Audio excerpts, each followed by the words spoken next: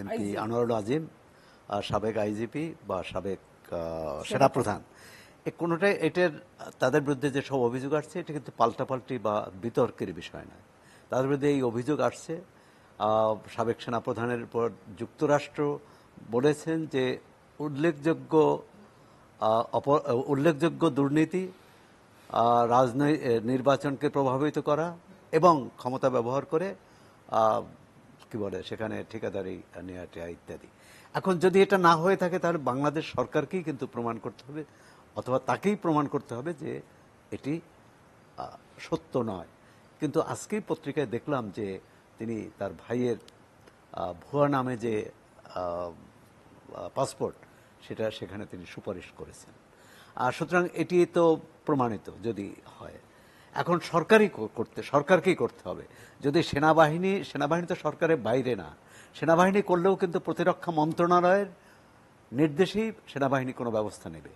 যদি যেটা মিল্লাত ভাই বললেন ঠিকই যথার্থই, যে সেনাবাহিনীর ভেতরের তার দায়িত্ব পালন করে, সেনাবাহিনীর ভিতরে যদি কোনো অনিয়মের ঘটনা ঘটে, দুর্নীতির ঘটনা ঘটে, সেটা তারা এখন যারা আছে, এখন সেক্ষেত্রেও একটা প্রশ্ন আছে, তিনি সেনাবাহিনীর প্রধান ছিলেন, এখন যারা আছেন তারা করতে কতটা সাহস পাবেন বা কতটা করতে রাজি হবেন। সেক্ষেত্রে আমি মনে করি নিরপেক্ষ তদন্ত সংস্থা দিয়ে এই তদন্ত হওয়া উচিত।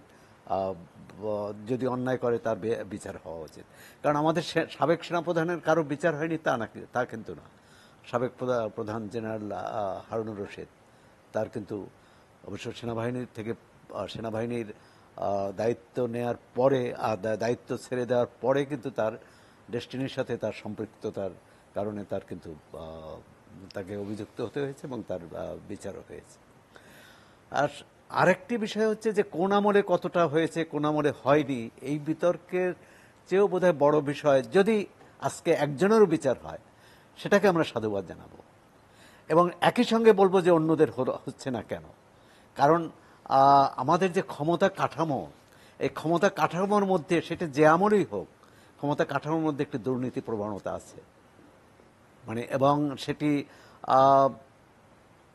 ব্যবহার কি বলে এই ক্ষমতার চর্চা তো করে থাকেন, সাবেকরা করেছেন, বর্তমানে করেছেন কিনা সেটি, কিন্তু সরকারের যেটা দায়িত্ব, এই যে সেনাবাহিনী প্রধান বা পুলিশ প্রধান বা এসব গুরুত্বপূর্ণ যারা দায়িত্বে থাকেন, এমনকি সংসদ সদস্য, তাদের ব্যাপারে কিন্তু রাষ্ট্রের একটা নজরদারি থাকে।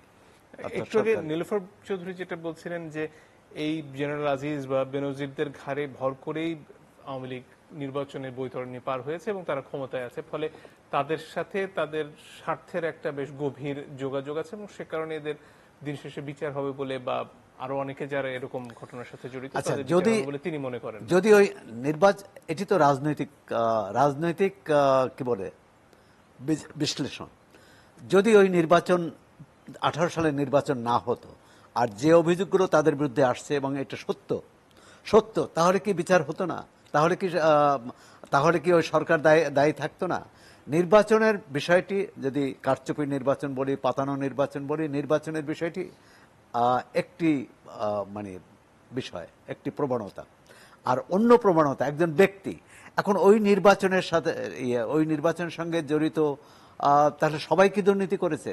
তাহলে তো লাখ লাখ লোককে এই দুর্নীতির দায়ে অভিযুক্ত করতে হবে, কারণ নির্বাচন প্রক্রিয়ার সঙ্গে কয়েক লাখ লোক জড়িত থাকে। বিষয়টি হচ্ছে আমরা রাষ্ট্র ব্যবস্থাটাকে যে গভীর খাদে চলে গেছে সে তাকে উত্তরণ ঘটাতে চাই কিনা।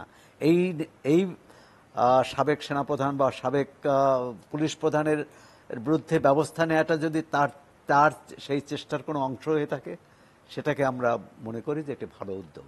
আর যদি হয় লোক দেখানো হয়, যেটি নীলুফার আপা বললেন যে ক্যাসিনো বিরোধী অভিযান, তখন তো মনে হয়েছিল যে বাংলাদেশে এই ক্যাসিনোর সঙ্গে যারা যুক্ত তাদের কেউ জেলের বাইরে থাকবে না, সবার শাস্তি হবে, সবাই কি বলে শাস্তি পাবে। কিন্তু আমরা তো পরে দেখলাম যে তাদের কিভাবে দু একজন ছাড়া যে কিভাবে পার পেয়ে গেলেন। এখন পার পাওয়াটা হচ্ছে এই প্রশ্নটা আছে যে, এবং সেক্ষেত্রে বিএনপিরও কিন্তু দায়িত্ব আছে বিরোধী দল হিসেবে, তারা সংসদে নেই, কিন্তু বিএনপি তো বিরোধী দল হিসেবেও কার বিরুদ্ধে কি অভিযোগ বা তাদের কাছে কি তথ্য আছে আমরা ঢালাও মাঠে বললেই কিন্তু হলো না যে অমুকে অপরাধ করেছে, এই তথ্য প্রমাণ। আমরা তো দেখেছি বিএনপি সরকার প্রথম যে সরকারের সময়, মানে খালেদা জিয়ার নেতৃত্বে, তখন তখন তো সংসদ কার্যকর ছিল, বিরোধী দলের নেতারা তো তালিকা ধরেই করেছিলেন যে কোন মন্ত্রী কোন চাকরির ক্ষেত্রে কি সুপারিশ করেছেন, এবং সেটা এবং তোলপাড় হয়েছিল পার্লামেন্টে।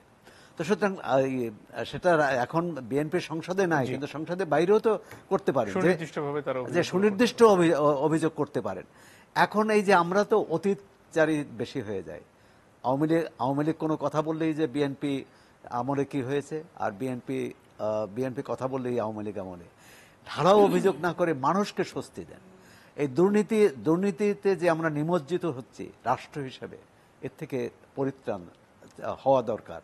এখন সেটি সরকার করলে ভালো, যদি না করে তাহলে কিন্তু এই দুর্ভোগ, এই দুর্গতি, এই রাষ্ট্রের ভাবমূর্তি ম্লান হতেই থাকবে। জি, আমরা সেটা কারো কাম্য নয়।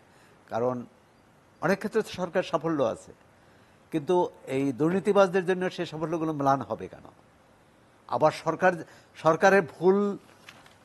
সরকার যদি ভুল পদক্ষেপ নিয়ে থাকে, তাহলে সেই ভুলটাকে আঁকড়ে থাকার কোনো যুক্তি নেই।